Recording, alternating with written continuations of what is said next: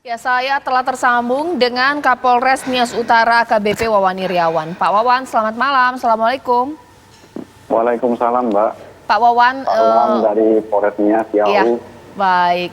Tidak mengapa, Pak. Pak, bisa diceritakan apa hasil pemeriksaan terhadap tersangka, Pak? Sudah dilakukankah tes kejiwaan terhadap tersangka? Karena publik penasaran, apa yang membuat sang ibu tersebut tega menghabisi anaknya sendiri? Makasih, Mbak. Sebelumnya saya jelaskan juga bahwa untuk saat ini, untuk pemeriksaan kejiwaan, kita harus menggunakan psikiater, Mbak. Nah, untuk saat ini masih belum, Mbak, untuk ke pemeriksaan melalui psikiater. Karena posisi psikiater ini berada di rumah sakit Polda Sumatera Utara, tempatnya di Medan. Nah, itu jarak tempuh kami dari sini ke sana. Dan mengingat bahwa si ibu ini kondisinya masih juga belum sehat. Jadi kami tidak bisa membawa yang bersangkutan dalam keadaan sakit untuk sekarang ini. Pak Wawan, ya. Kondisi tidak sehat menurut penyidik ini seperti apa? Bergemetaran, demam atau gimana ya? Kondisi tidak sehat seperti apa yang saat ini terhadap tersangka ini, kondisi tidak sehat seperti apa? Bisa kita lihat kan kalau di TV itu lehernya itu sementara diperban. Itu akibat karena yang bersangkutan setelah menghabisi nyawa dari anaknya itu, dia melakukan percobaan bunuh diri dengan cara mengiris lehernya menggunakan parang. Nah, itulah sampai sekarang dia kondisinya masih rasa kurang sehat. Dan itu pada saat pemeriksaan kita mengalami agak hambatan karena suaranya itu keluarnya itu jelas gitu, Mbak. Oke, karena di sini di studio TV One ada psikiater Dr. Danardi. Ada yang mau ditanyakan Dr. Danardi kepada Pak Wawan. Silakan Dr. Danardi. Halo Pak Wawan. Iya Dok, selamat malam. Saya Dr. Danardi. Kalau menurut saya nih Pak Wawan, bahwa memeriksa kondisi kejiwaan itu malah semakin dekat dengan hari H kejadian itu akan semakin baik. Karena bisa melihat situasi kondisi kejiwaan yang benar-benar baru saja melakukan suatu tindakan. Menurut Bapak bagaimana? Apakah mungkin bahwa psikiater yang didatangkan ke Nias Utara? Ke Nias Pak, maksudnya Pak. Oh ya, ke Nias ya, ke Nias. Iya. Apakah mungkin? Kami akan bawa yang bersangkutan ke Medan, Pak, di sana. Bukan, permasalahannya tadi bahwa memeriksa kondisi kejiwaan di dekat hari H kejadian itu lebih baik karena kita bisa melihat kondisi yang sebenarnya bagaimana dia melakukan tindakan membunuh anak-anaknya tadi. Tapi begini Dok, bisakah ada saran kepada penyidik supaya bisa terungkap mungkin sambil menunggu proses dari Nias ke Medan, ke Sumatera Utara, atau mungkin proses didatangkan psikiater, cara mengeluarkan suara itu bagaimana, pertanyaan-pertanyaan yang dilontarkan penyidik kepada pelaku, bagaimana? Iya, jadi sangat mungkin bahwa kondisi ibu saat ini dalam keadaan tertekan, dalam keadaan depresi, dalam keadaan penyesalan, bagaimana dalam keadaan tadi bahwa Bapak sudah mengatakan bahwa ingin bunuh diri, tentunya bahwa kondisi saat ini malah perlu dilihat oleh psikiater bahwa seperti apa kondisi saat ini. Apakah gemetaran, apakah tidak bisa tidur. Oke, baik. Nah itu dia. Nah Pak Wawan, pelaku ini berarti gemetaran, tidak bisa tidur, ini pantauan dari penyidik seperti apa? Kalau masalah semacam shock atau traumanya, dari yang bersangkutan sendiri, jadi kayak kosong pikirannya, Mbak. Kalau kita cara melihat hanya satu tatapan, kalau kita ajak di waktu secara diperiksa, jawabannya cuma singkat-singkat, tidak menjelaskan dari permasalahannya itu apa. Jadi sebatas yang dia ketahui dan sesingkat-singkatnya dia menyampaikan kepada penyidik pada saat diperiksa. Gitu. Justru malah menurut saya itu data klinis yang malah hangat posisinya, bahwa itu yang perlu diketahui oleh psikiater ketika melakukan pemeriksaan pada kasus tersebut, Pak. Iya.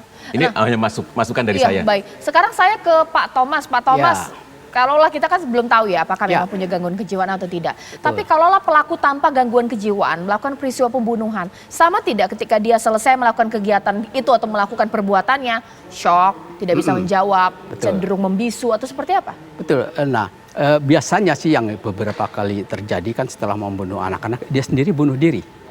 Ya.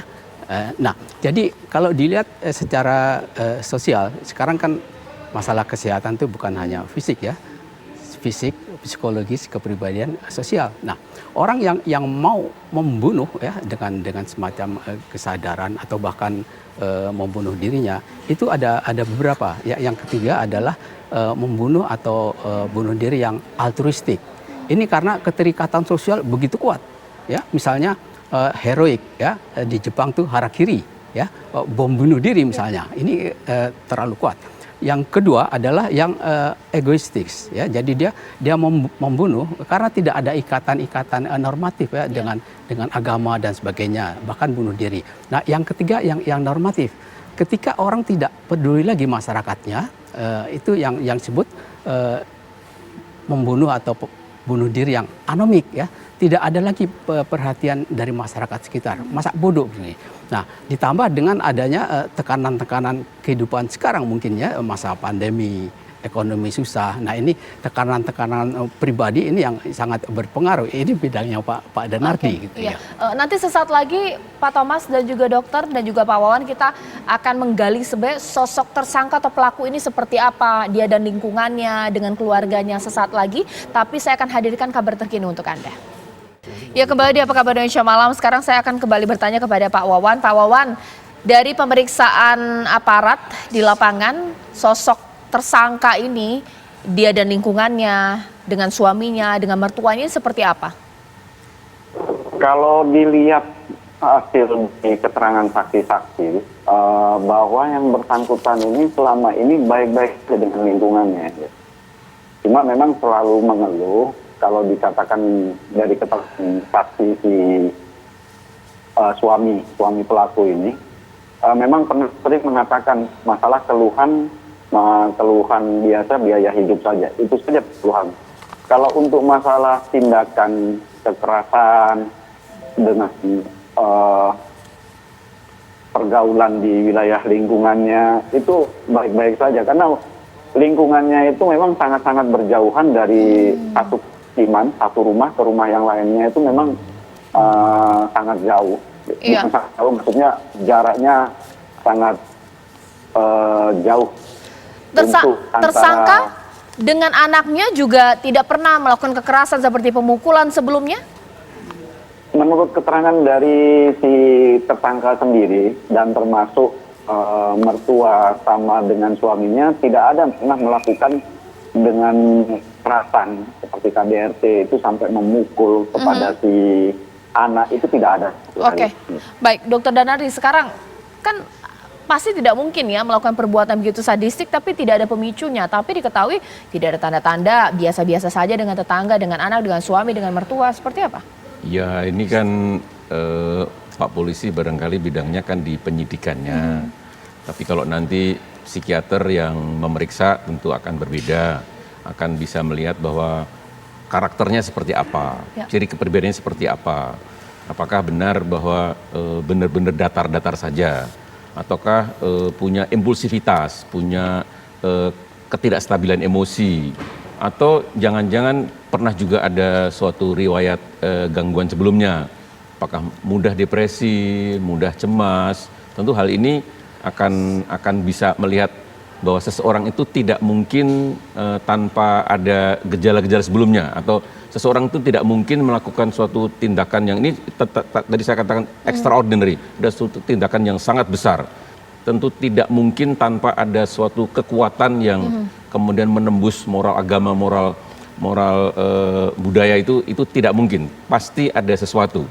Dan kalau suatu gangguan jiwa yang apakah itu gangguan psikotik, gangguan skizofrenia itu perlu waktu cukup panjang. Dan ini lebih bahwa ada karakter sesuatu yang bisa menimbulkan impulsivitas. Oke, sepakatkah ya dengan itu Pak Thomas? Karena ini adalah pembunuhan relasi ibu dan anak. Ibu membunuh anak kandungnya sendiri. Bagaimana Pak Thomas? Ya, perilaku manusia itu tidak mungkin disebabkan oleh satu faktor ya. Itu harus multifaktor dan intensitas untuk menyelidiki secara personal ya. Itu perlu. Nah, sebab seringkali juga terjadi yang kita nggak tahu ya, di samping tadi misalnya masalah ekonomi. Apakah juga hubungan dengan suami itu baik-baik aja? Kita belum tahu. Apakah suami juga ada punya orang lain? Nah, sehingga seringkali rasa marah ini dilampiaskan bukan ke suaminya, tapi ke anaknya. Seperti main biliar gitu. Mau ke sana tapi anaknya aja yang saya bunuh. Misalnya ini barangkali. Ini kan kita masih umum sekali ya mencari faktor penyebabnya itu. Oke, berarti pemicunya ini ada hal lain di luar dari relasi antara ibu dan anak yang membuat sang ibu tega menghabisi. Ekonomi bisa menjadikan alasan yang masuk akal untuk Pak Thomas?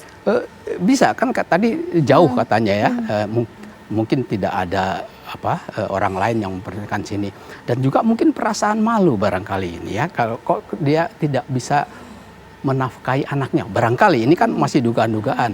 Nah, di samping faktor-faktor yang lain yang tadi dia marah, tapi marahnya tidak ditujukan ke suaminya atau katanya ada nenek-neneknya juga ya. Ya. Anaknya yang menjadi korban gitu. Oke. Sekarang saya ke Pak Wawan. Pak Wawan, kalau pelaku sempat mengatakan karena dorongan ekonomi ia melakukan perbuatannya, sebenarnya kondisi kehidupan dari pelaku dan juga keluarganya seperti apa, Pak? Maksudnya kehidupan bagaimana nih, Mbak? Kehidupan rumah tangga, benarkah begitu susah untuk makan, untuk hidup, sehingga kemudian depresi, kemudian terpiculah perbuatan yang mengerikan itu, Pak? Belum. Memang jadi menurut keterangan juga dari si korban, si bapaknya ini, dari bapak korban ini maksudnya, Mbak, itu memang kalau penghasilannya saja hasil dari pemeriksaan, dia menghasilkan hasil kebun saja, setiap bayaran seminggu sekali hanya 200.000. Dan ini ditambah dengan membiayai anak yang 4 orang. Sedangkan ditambah lagi dengan mertua dan keluarganya itu jadi 3 orang. Itulah yang menjadi beban pada kedua pasangan ini. Sehingga sampai si istri, si pelaku ini melakukan hal demikian. Dan itu puncaknya pada hari Rabu itu tanggal 9, pada saat rumah kosong, suami dan anak yang pertamanya itu keluar rumah untuk mencoblosan bersama mertuanya. Disitulah dia sudah sangat-sangat memuncak sekali emosinya dan panik, sehingga dia melakukan itu. Karena pada saat melakukan habis menghilangkan nyawanya Baik. anaknya ini, dia masih sempat terdiam, masih sempat ingin terdiam hingga sampai nggak ada pikiran lagi, dia mau mau percobaan bunuh diri dengan cara menggunakan parang itu yang ada di rumahnya. Baik, Dr. Danardi, bagaimana kemudian melihat motif ekonomi dari peristiwa yang mengerikan ini? Seperti Pak Thomas tadi mengatakan bahwa seringkali suatu stresor, yang membuat seseorang tertekan itu tidak hanya satu faktor. Tentu berbagai macam dan kemudian itu terjadi eskalasi, terjadi penumpukan sehingga seseorang pundaknya tidak kuat lagi untuk menerima suatu beban. Jadi kita nanti seandainya bahwa nanti dokter psikiater itu akan melakukan pemeriksaan, tentu akan mencari bahwa adakah faktor-faktor stresor yang sebelumnya terjadi dan membebani dia sehingga dia merasa tidak mampu untuk menanggulangi lagi sehingga muncul suatu tindak kekerasan itu. Oke, Pak Thomas bagaimana? Ya, saya hanya melihat ini kan akibat perbuatan dia tadi kan ekstra ordinary ini ya. Kan dia harus bertanggung jawab secara hukum. Nah, ini kan untuk bisa kita masuk ke situ kan harus intensif diperiksa oleh psikiater. Jadi dia mampu bertanggung jawab selain atau tidak itu. Baik, Pak Thomas terima kasih, Dokter Sama-sama. Dana terima kasih, Pak Wawan Iriawan terima kasih. Kita tunggu nanti bagaimana kerja-kerja dari aparat kepolisian untuk mengusut kasus ini. Sesaat lagi saya akan hadirkan informasi seperti yang saya sampaikan di awal ketika selebritis berjaya di Pilkada 2020. Pertanyaan besar dari masyarakat ketika mereka nanti terpilih benar-benar bisa menjadi kepala daerah yang membanggakan, yang mengurusi rakyatnya, bukan kemudian kembali ke dunia gemerlap selebritis. Sesaat lagi di Apa Kabar Indonesia Malam.